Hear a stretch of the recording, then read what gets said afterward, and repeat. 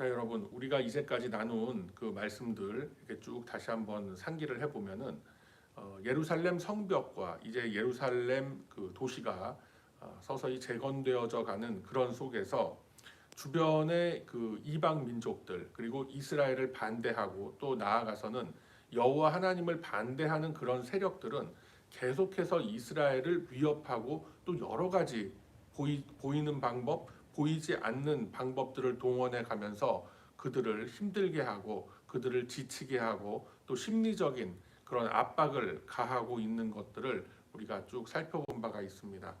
자, 그러한 속에서 이 느헤미야는 이제 백성들을 독려합니다. 하나님께 도움을 간구하는 모습을 보입니다. 인간의 꾀나 인간의 지혜나 힘이 아니라 하나님께 먼저 당신의 그 깊은 경륜 그리고 하나님의 계획을 먼저 구하면서 이렇게 백성들을 다독이고 격려하면서 어떤 그 결의를 끌어올리는 그런 장면들을 우리가 확인한 바가 있죠. 그 백성들에게 왜 우리가 이 성전을, 그러니까 성벽을, 예루살렘 이 성읍을 왜 재건해야 되는지라는 것을 이렇게 동기부여를 강조하는 그런 모습을 보이기도 했습니다. 그래서 오늘 말씀은 계속해서 이어지는 이제 그런 말씀들 가운데에 역사의 주권자는 하나님이시다라는 것을 여실히 우리에게 보여주고 있는 그런 대목을 우리가 보고 있는 거죠. 자, 4장 14절의 말씀을 한번 봅시다.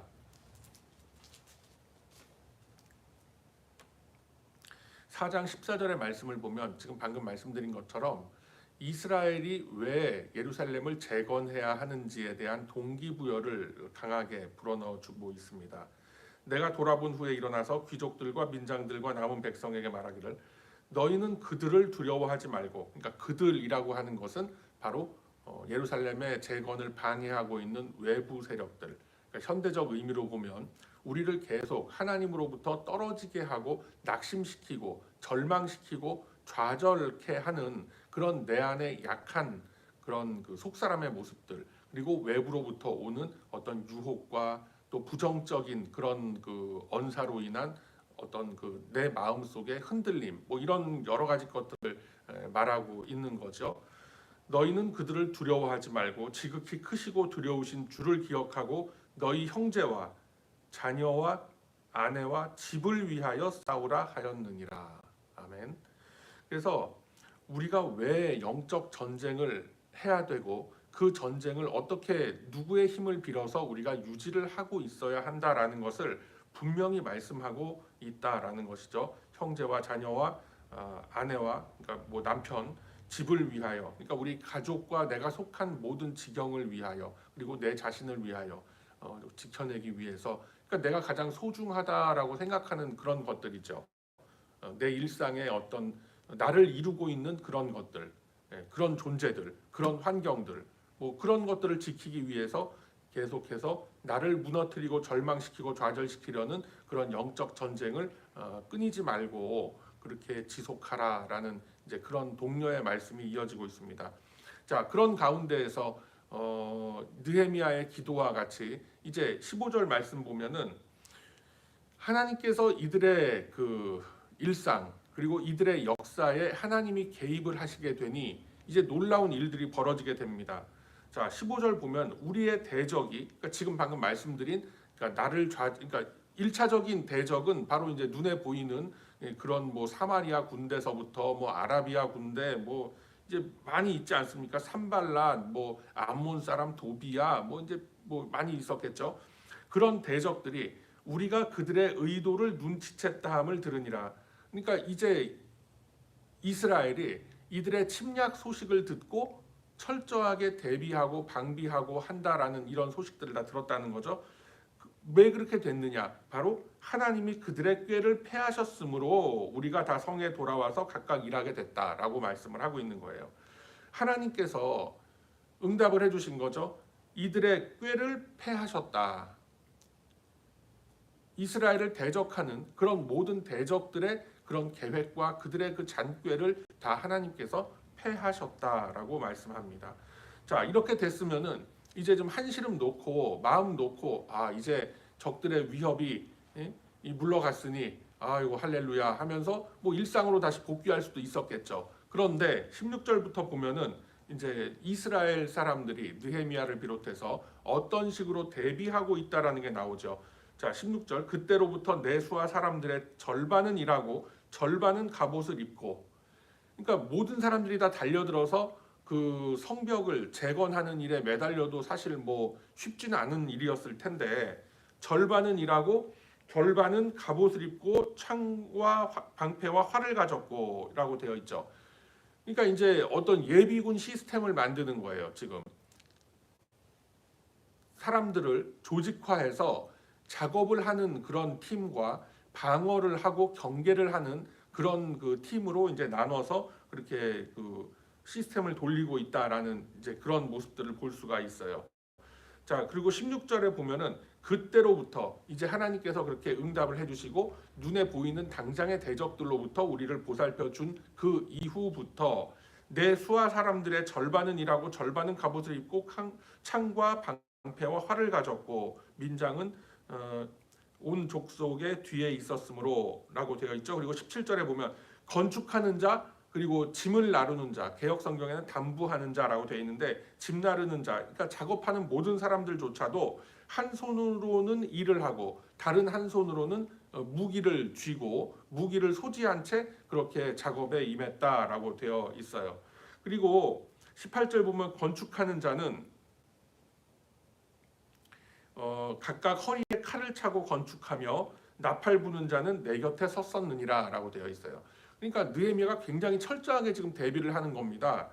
건축하는 자까지도 각각 허리에 칼을 차고 건축을 하게 하고, 그러니까 굉장히 불편하겠죠. 모든 사람들이 막 창을 메고 칼을 메고 활을 메고 막 그러면서 한 손으로 또 일을 하고 하면서 굉장히 불편하고 고달픈 그런 그 일상이 더해졌지만 누구 하나 그것을 불평하지 않고, 그것이 바로 예루살렘을 재건하고 이스라엘을 지켜내는 그런 방법이라고 생각하고 전부 다 납득하고 수긍해서 이렇게 순종하고 단결했다라는 그런 모습을 보여주고 있는 겁니다. 그리고 18절 하반부에 보면 나팔 부는 자를 내 곁에 섰었다라고 하는 거는 이제 연락 체계를 갖췄다라는 거죠. 나팔을 불면, 그리고 여기서 말하는 그 나팔이라는 게 그 뿔나팔을 얘기하는데 굉장히 이렇게 좀 길게 된 이런 뿔나팔을 막 들고 나팔을 부는 거예요. 그러면은 뭐 지금 악기로 치면은 뭐 트럼펫, 뭐 호론, 뭐 이제 이런 정도의 악기라고도 볼 수 있겠죠. 근데 그거를 뿔로 만든 그런 그 나팔을 아주 세게 불면은 그 날카로운 그 나팔 소리가 굉장히 멀리까지 그 파장이 퍼져나가서 멀리에 있는 사람도, 그러니까 뭐 한 진짜 요즘 개념으로 치자면 한 1마일 정도 밖에 있는 사람도 그 나팔 소리를 듣고 저 나팔 소리가 이제 저런 식으로 나가게 되면은 뭐 복귀해라, 아니면은 계속 적군이 쳐들어오니까 대비해라, 뭐 이런 여러 가지 신호가 있었을 거 아닙니까? 이런 어떤 그 연락망 체계를 지금 단단히 갖췄다라는 의미로서 해석이 되는 그런 장면들입니다. 자, 그리고 19절과 20절의 말씀을 보면 뭐 굉장히 광활한 또 넓은 지역을 방어하기 위해서는 무장을 하는 것은 물론이고 또 모든 사람들까지도 작업에 참여하지 않고 있는 뭐 민장들, 그러니까 뭐 각 그 성읍의 장로들이라던가 아니면 성읍의 원로들, 이런 사람들, 리더들, 이런 사람들에게도 전부 다 이런 그 인포메이션을 줌으로 해서 전부 다 확실하게 이스라엘이 하나 된 모습으로서 대비하고 준비하는 그런 시스템들을 갖추고 있는 이런 모습을 우리가 확인할 수가 있는 겁니다. 자, 하나님께서는 이렇게 이스라엘의 그 소위 말하는 예비군 시스템이 지금 이렇게 딱 확립이 되고 이렇게 딱 자리 잡는 그런 모습을 통해서 우리에게 도대체 뭘 말씀하고 싶으신 것일까라는 의문이 이제 들게 되는데, 하나님께서는 두 가지를 우리에게 보여주고 계세요. 두 가지를. 첫 번째가 뭐냐면은 영적 전쟁에 대비하라라는 겁니다. 분명히 이 사건은 이스라엘의 실제 역사 속에 있었던 사건이지만 지금 뭐 2500년 후에 살아가고 있는 우리들이 봤을 때 지금 뭐 물론 지금도 팔레스타인 지역에서 뭐 여러 가지 분쟁이 있고 네타냐후 총리인가요? 그 사람이 또 다시 그 가자 지구와의 그 전쟁을 이제 이어 나가겠다라고 하는데, 여러분들이 이제 다시 한번 제가 높아지면서 말씀드리지만 지금 그 중동에 있는 그 이스라엘, 국가로서 존재하는 그 이스라엘하고 이 성경 속의 이스라엘을 같이 동일화시키면 안 돼요. 물론 같은 민족적 뿌리를 갖고 있는 거는 맞으나 그 이스라엘이 지금도 계속 구약 성경에 나타나는 어떤 전쟁과 뭐 이런 것들의 그 어떤 실체라고 생각을 하면 안 된다는 거예요. 구약 성경에 나타나는 역사에 나타나는 성경 역사에 나타나는 전쟁과 어떤 다툼과 분열의 실체라는 것은 우리 속 사람의 모습을 얘기하고 있는 거예요. 교회가 성도 한 사람이 이 믿음을 지켜나가기 위해서 얼만큼 이 세상의 유혹과 여러 가지 시험들과 싸워 나간다라는 것을 상징적으로 다시 돌이키게끔 하는 거란 말이죠. 그렇기 때문에 이 구약의 역사와 신약의 이 복음이라는 것이 계속 연결이 되게 돼 있어요. 제가 다시 한번 말씀드리지만 여러분들 그 기억을 리마인드 시키기 위해서 다시 한번 말씀드리면 제가 그때 굉장히 쉬운 비유로서 여러분들에게 말씀드렸던 거 기억하실 겁니다. 구약은 하나의 드라마, 영상으로 보여지는 하나님께서 일하시는 스케일을 보여주신다라고 한다면 신약의 말씀은 그 구약의 하나님의 그 활동 영상을 해석해주는 자막과 같다라고 제가 말씀을 드렸죠. 그래서 이게 항상 같이 붙어 다니는 거예요. 그렇기 때문에 지금 현재 가자 지구의 전쟁을 놓고 야 이거 우리가 이스라엘을 응원해야 되지 않겠느냐. 우리는 아무도 응원하는 게 아니라 그냥 거기서 아무 죄 없이 아무 영문도 모르고 피 흘리고 죽어가는 그 불쌍한 사람들을 그게 가자 지구의 팔레스타인 주민이던 뭐 이스라엘 군인이 됐던 우리는 그들을 측은히 여기고 그들의 영혼 구원을 위해서 그리고 육신의 회복을 위해서 우리는 항상 중보하는 그런 사람들이지 야 이스라엘 이겨라 뭐 그러면서 이스라엘을 응원하고 그런 게 절대 아니다라는 거예요. 이걸 분명히 여러분들이 머릿속에 딱 각인을 하고 그리고 성경을 봐야 이게 제대로 된 관점으로 해석이 된다라는 것을 제가 높아심에서 다시 한번 이렇게 말씀을 드립니다. 자, 영적 전쟁이라는 것을 상징하고 있다라고 했어요. 이 지금 이스라엘의 전쟁은 어떻게 대비해야 할 것인가? 영적 전쟁. 실체가 뭐죠? 사탄 마귀가 계속해서 우리의 마음을 하나님과 멀어지게끔 내 마음에 좌절과 절망과 낙심이 들도록 계속해서 부정적인 생각 그런 것들을 불어 넣어주고 있는 거예요. 자, 여러분 사도행전으로 한번 가보세요. 신약성경 사도행전 20장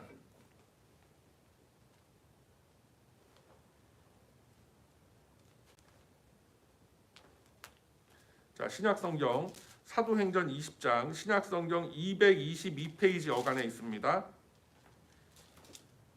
222 둘둘둘 신약성경 222쪽 어간에 있는 사도행전 20장 자 32절의 말씀을 봅니다. 사도행전 20장 32절의 말씀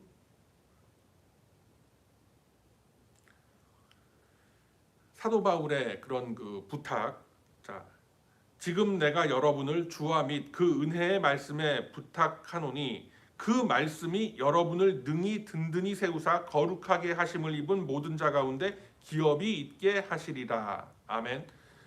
능히 든든히 세우는 게 뭐라고 그랬어요? 말씀이라고 그랬죠. 그래서 우리는 이 영적 전쟁을 어떻게 대비하고 어떻게 싸워 나가야 될 것인가? 하나님의 말씀으로 싸워 이겨야 한다라고 여러분 다시 한번 기억하시길 바랍니다. 그리고 우리 누가복음 4장에도 기록이 되었었던 예수님의 시험 당하시는 모습을 우리가 보면서 어떻게 예수님이 이기셨습니까? 사탄 마귀야 물러가라 하면서 막 천군 천사가 막 하늘에서부터 내려와서 사탄 마귀를 막 결박하고 그랬었나요? 그렇지가 않죠. 말씀으로 이기셨잖아요. 말씀으로 신명기 말씀으로.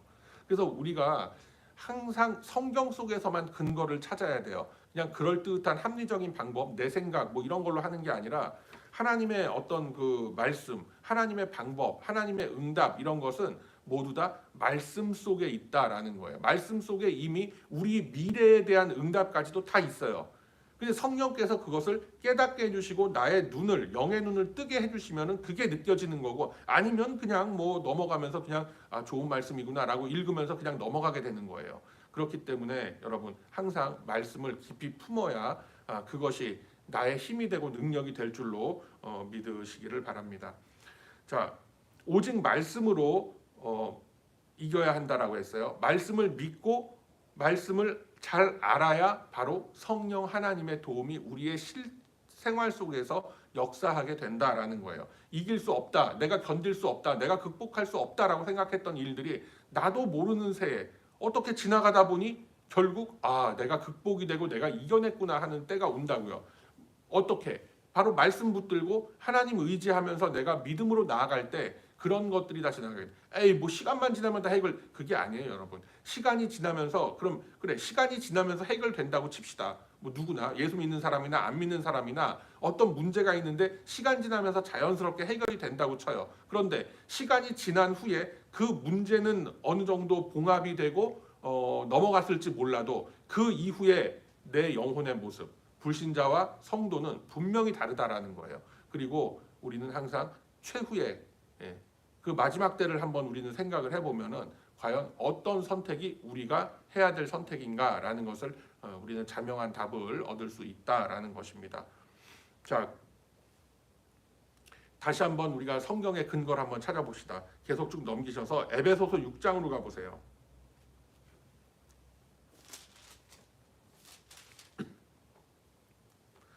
자, 신약성경 316.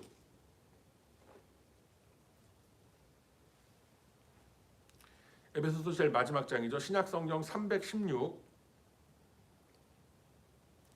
자, 에베소서 6장 17절 이하의 말씀을 보면은 이렇게 돼 있어요. 함께 읽습니다. 시작. 구원의 투구와 성령의 검 곧 하나님의 말씀을 가지라. 아멘. 뭐라 그럽니까?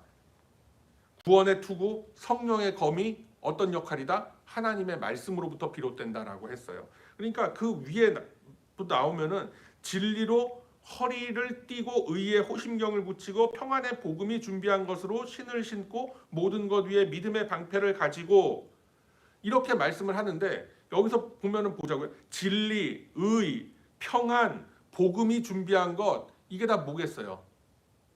말씀이죠. 결국은 말씀으로 이 땅에 오신 예수 그리스도를 품으라라는 거거든요. 그러면은 말씀을 품었을 때 바로 우리가 능히 이길 수 있는 구원의 투구, 성령의 검 이것을 우리가 가질 수 있게 된다. 자, 그리고 그 이하의 장면을 보면은 에베소서 6장 18절의 말씀 보면 모든 기도와 간구를 하되 항상 성령 안에서 기도하고, 그러니까 믿음 안에서 기도하라는 거예요.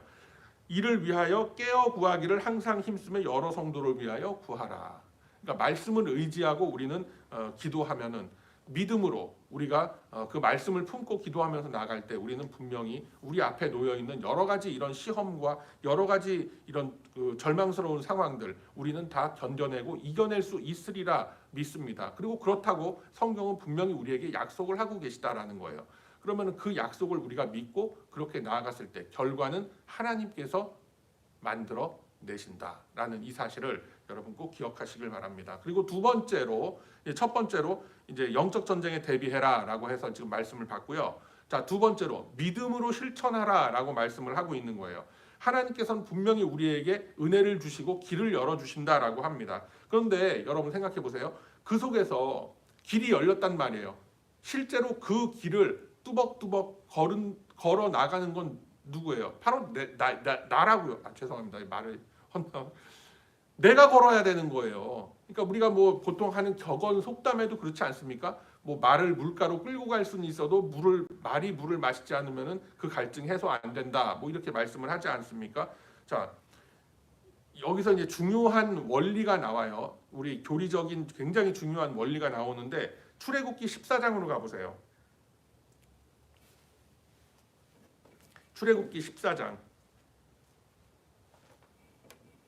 자, 구약성경 102쪽. 구약성경 102쪽 어간에 있는 출애굽기 14장. 자, 출애굽기 14장 14절의 말씀을 보면 이렇게 돼 있어요. 여호와께서 너희를 위하여 싸우시리니 너희는 가만히 있을지니라. 그러니까 하나님께서 우리를 위하여 싸워 주신다. 너희는 가만히 있어서 그의 구원을 보라. 뭐 이렇게 이제 말씀이 연결되는 거 뭐 너무나 귀에 익죠. 그런데 자 보세요. 15절 말씀 이게 굉장히 중요해요. 여호와께서 모세에게 이르시되 너는 어찌하여 나에게 부르짖느냐 이스라엘 자손에게 명령하여 앞으로 나아가게 하라라고 말씀하죠. 그러니까 이게 지금 14절과 15절의 말씀이 같이 딱 붙어 있지만 굉장히 모순되는 것처럼 우리가 느껴지지 않습니까? 아니 가만히 있으래매, 가만히 있으라고 그래서 가만히 있었더니 왜 이제는 백성들한테 명해서 앞으로 가라고 그러냔 말이죠. 그러니까 하나님께서 지금 이 상황이 무슨 상황이냐면 애굽에서부터 탈출하는 장면이거든요. 애굽 군대를 모두 다 바닷속에 다 밀어 넣으시고 다 수장시켜 버리고 그 물로서 큰 벽을 만들어서 마른 땅을 지나가게끔 하나님이 지금 역사를 해주셨어요. 근데 마른 땅이 열렸단 말이에요. 이제 홍해를 건너는. 근데 걷지 않고 두려움에 떨면서 이거 물벽이 이거 언제 무너지는가 이걸 걱정하면서 파도가 다시 치면은 우리도 애국 군대처럼 다 물에 빠지는 거 아니냐 뭐 이런 걱정하면서 부들부들 떨고 있다면은 어떻게 되겠습니까? 아니라는 거예요. 마른 땅을 열어 주셨으니 그 마른 땅 위에 너의 걸음을 한 발 한 발 옮겨가라라고 말씀하는 거예요. 그러니까 여기서 어떤 믿음과 그 믿음에 대한 우리의 반응과 실천이라는 게 여기서 이제 같이 나타나고 있다라는 것이죠. 자, 구원은 이거를 좀 더 이제 우리가 확대해서 보면은 우리에게 구원을 주시는 것은 나의 어떤 공로가 아닌 하나님께서 일방적으로 부어주시는 선택된 자들에 대한 선물이에요. 그래서 우리가 신앙을 갖고 또 인생을 살면서 여러 가지 고비를 겪고 여러 가지 어려운 일들을 겪으면서도 믿음을 버리지 않고 어떻게 됐든 간에 뭐 진짜 울고 부여잡고 막 그냥 뭐 어쩔 때는 원망과 절망 섞인 막 그런 절규를 하면서도 믿음을 놓지 않을 수 있는 이유가 바로 그런 거예요. 하나님께서 계속 우리를 붙들고 계세요. 근데 그 상황 속에서도 분명히 나의 실천함과 나의 의지적 행함을 하나님은 원하고 계신다라는 거예요. 바로 이 대목이 굉장히 그거를 직설적으로 말씀하고 있는 거예요. 너희를 위하여 싸우시리니 너희는 가만히 있을지니라. 그리고 그 다음 구절에는 어찌 이스라엘 자손에게 명령하여 앞으로 나아가게 하지 않느냐. 앞으로 나아가게 하라. 실제로 걸음을 걷는 것은 이스라엘 백성들이 걷는 거예요. 예. 이런 상황을 우리가 여러 우리 인생의 상황 속에 대입해 볼 수가 있는 거죠. 예. 우리가 뭐 여러 건강적으로 그리고 아니면 뭐 경제적으로 아니면 사회적으로 뭐 인간 관계 속에서 여러 가지 어려움 겪는 그런 일들이 굉장히 많이 생겨요. 야, 이걸 어떻게 극복해야? 왜 또 나한테 이런 일이 닥치나? 이런 일들이 벌어진다고요. 근데 그럴 때마다 하나님께서는 감당치 못할 시험 주지 않으신다라고 하셨고 분명히 헤쳐나갈 길도 함께 예비해 주신다라고 했어요. 그리고 그런 길들을 헤쳐나가는 속에서 우리는 비로소 깨닫게 되는 거예요. 아, 하나님께서 이런 어려움을 주셨던 이유가 바로 여기에 있었구나. 그 속에서 내가 성장하고 내가 더 성숙해지는 거예요. 여러분, 예수 믿는다고 해서 나이 80 먹은 노인이 20대 청년으로 막 환생이라고 그래요? 뭐라 그래요? 그거를 되돌려지는 걸 하여튼 그렇게 변하는 일은 없어요. 시간이 지나면서 사람은 노쇠하게 돼 있어요. 누구나 그 속도야 어느 정도 자기가 말씀 의지하면서 자기 관리를 어떻게 하느냐에 따라서 그 속도는 누구는 좀 똑같은 나이 80인데 누구는 조금 더 정정하고 누구는 벌써 조금 좀 건강에 이상이 있고 그런 차이는 있을 수가 있어요. 그렇지만 우리의 영원한 생명 속에서 지금 잠깐 100년 정도 지금 이 땅에서 살고 있는 그 찰나 같은 시간을 보면은 야, 누구는 나이가 90세인데 혼자 운전하고 다니면서 정정한데 누구는 지금 요양병원에 누워있고 이게 얼마나 불공평하냐. 그런 얘기를 할 필요가 없는 거예요. 그거는 신앙의 문제가 아니라 IQ의 문제라고 내가 누누하게 하여튼 여러분들에게 말씀을 드리는 거예요. 그런 인지 능력의 차이지 그건 신앙의 문제가 아니에요. 그거는 더 이상. 그런데 하나님께서는 그 백성들에게 항상 길을 열어주심으로 인해서 내가 어떤 길을 선택해야 될지 어떤 선택을 해야 될지를 항상 그것을 우리에게 말씀으로 주고 계신다라는 거예요. 그게 믿음의 눈은 만큼 내 믿음의 관점만큼 그게 들어오게 되고 내 마음속에 담겨지게 되는 거예요. 그렇기 때문에 우리가 말씀을 붙들고 실천할 때 비록 눈앞에는 아무것도 보이지 않지만 이 눈에 아무 증거 보이지 않지만 오로지 좌절과 절망과 실망뿐이지만 믿음만을 가지고서 늘 걸을 때 눈과 귀에 아무것도 보이는 거 없고 들리는 거 없지만 우리가 믿음 가지고 갈 때 우리 승리할 수 있다라고 하나님은 우리에게 분명히 약속하고 계시다라는 거예요. 자, 그래서 이 행동하고 실천하는 믿음이 우리의 결과를 가지고 온다라는 것을 예수님은 또 이렇게 말씀을 하고 계세요. 자, 여러분 마태복음 7장 가보세요. 자, 신약 성경 바로 맨 처음에 있는 책이 마태복음이죠. 마태복음 7장. 성경책에는 한 9페이지, 10페이지 정도 되죠. 마태복음 7장 7절 이하의 말씀을 함께 읽습니다. 자, 마태복음 7장 7절과 8절의 말씀, 8절의 말씀, 7, 8절의 말씀 저와 여러분이 함께 읽습니다. 시작. 구하라 그리하면 너희에게 주실 것이요 찾으라 그리하면 찾아낼 것이요 문을 두드리라 그리하면 너희에게 열릴 것이니 구하는 이마다 받을 것이요 찾는 이마다 찾아낼 것이요 두드리는 이에게는 열릴 것이니라. 아멘. 두드리지도 않고 찾지도 않고 아이고 어떻게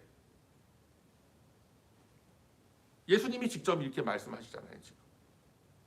자, 이런 행함과 이런 실천함, 하나님께서 나에게 주신 그 말씀과 그 열어주시는 길, 그 선택의 길 위에서 내가 실천하지 않으면 안 된다라고 분명히 말씀하고 있는 것이고, 자, 이러한 것을 더 뒷받침해주는 말씀을 우리가 또 한번 찾아봅시다. 야고보서 2장 17절로 가보세요. 자, 372쪽에 있어요. 372쪽. 야고보서 2장 17절. 372쪽. 야고보서 2장 17절의 말씀. 뭐 여러분 다 아시고 다 그렇겠지만 시간 관계상 제가 보도록 합니다. 이와 같이 행함이 없는 믿음은 그 자체가 죽은 것이라. 아멘. 여러분, 오늘 이 이스라엘 느헤미야가 어떻게 보면은 실제 역사 속에서는 예비군 시스템을 만드는 것 같은 이런 하나의 그 장면을 우리가 확인을 했어요. 본문으로. 그렇지만 그 본문의 실제 역사를 통해서 하나님께서 우리에게 주시는 메시지는 굉장히 다양하더라. 그 중에 두 개를 제가 뽑아서 여러분들에게 보여드린 게 바로 영적 전쟁에 항상 대비하라. 그리고 믿음으로 실천하라라는 이 두 테마를 우리가 찾아낼 수 있겠더라라고 제가 여러분에게 말씀을 전하는 거예요. 그렇기 때문에 이 말씀 다시 한번 여러분 깊이 보시면서 한 어절마다 숨겨져 있는 하나님의 의도와 또 나에게 독특하게 주시는 어떤 하나님의 음성이 있다고요. 송 목사가 지금 우리에게 인도해 주는 말씀은 이 두 가지 영적 전쟁에 대비해라. 그리고 믿음으로 이렇게 실천하라라는 이런 이슈를 우리에게 주시는구나라고 하는데 나는 좀 다른 각도에서 보니까 또 이런 관점도 보이네라고 하실 수가 있어요. 그래서 성경 말씀은 항상 우리에게 다 열려 있다라는 것이죠. 그렇지만 제일 큰 중요한 줄기는 그거예요. 내가 항상 믿음으로 하나님의 하나님께서 나에게 주신 그 소명의 길 위에 섰을 때 내가 그 길 위에 서서 나의 어떤 그 부정적인 마음과 좌절과 절망적인 마음이 솟아나올 때 그것을 다 무시하고 하나님 말씀 붙들고 내가 정진하며 나아갈 때 하나님께서 분명히 그 결과를 이루어 주신다라고. 다음 주에 우리가 또 이 말씀 느헤미야 말씀 그 마지막 부분 또 한번 보겠지만 분명히 하나님께서는 결과를 이루어 주시더라라는 거예요. 열매는 하나님이 맺도록 하는 거예요. 우리는 열심히 김을 메고 물을 갖다 붓고 거름을 주면 그 열매를 맺게 하시는 분은 하나님이시다라는 이 원리를 여러분 꼭 가슴에 품으시고 항상 영적 전쟁에 말씀으로 대비해 가면서 그 말씀의 확신을 가지고 나의 일상을 실천함으로써 그 말씀을 실천함으로써 믿음으로 실천하면서 나아가는 저와 여러분 다 되시기를 바랍니다. 해서 오늘 이 아침에 우리가 함께 기도할 때에 무엇보다도 내가 항상 좌절과 절망이 몰려오는 이 나의 삶의 모든 환경 속에서 오로지 하나님의 말씀을 붙들고 이 나의 영적인 전쟁, 내 속사람이 약해지려고 하는 이 연약한 나의 심성을 오로지 말씀으로 지켜내게 하소서. 그리고 그 지켜낸 말씀으로 인하여서 내가 더욱더 주님의 길 위에 정진할 수 있게 하소서. 항상 그 말씀이 나의 삶의 지경 속에 녹아들어서 내 생각과 행동의 모든 패턴들이 다 그 말씀에 의해서 변화되는 삶을 살게 하소서라는 이 기도의 제목을 먼저 놓고 또 우리 주변의 여러 환우들 또 위에서 함께